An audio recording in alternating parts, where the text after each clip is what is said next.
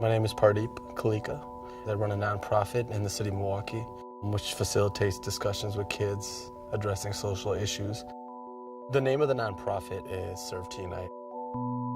Can everybody hear me? Okay. Good morning.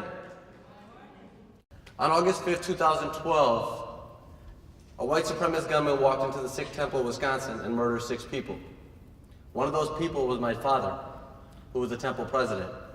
A lot of the motivation and the reason why he did that was a fear of immigrants, a fear of the other.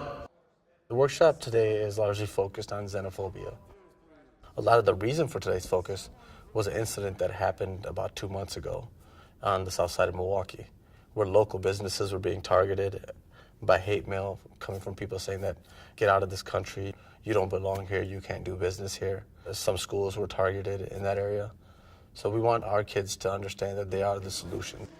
So think of a word that is hateful, that has been used against you, and write it down on a sheet of paper. We're going to have you throw that sheet of paper in the bucket of water, because we want to dissolve those kind of words. Now, with this exercise, we want non-judgmental faces, okay? Cross the line if you are not from Milwaukee. Step back. Cross the line if your family is religious. You go to church, you go to the synagogue, you go to the mosque. Cross the line if you have ever been talked about behind your back. Cross the line if you have ever started a rumor about somebody. If you have ever talked about somebody behind their back. No judgments. No judgments. Remember, neutrality. We want them to not have that sense of isolation, that loneliness of, I'm the only one going through this struggle. What was it that you guys felt while we were doing this activity? Do you guys all hear that? No.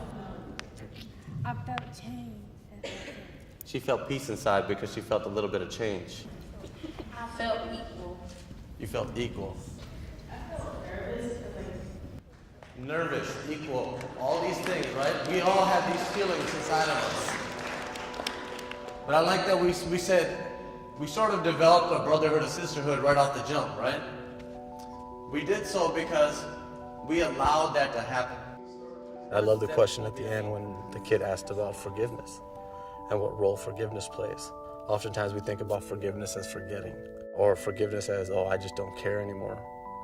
But I tell the kids that when a hate crime is committed against you or your community, and essentially the root of violence is hate and fear. So when something like that is committed, your response has to be in the vengeance of forgiveness. And that's you taking that power back.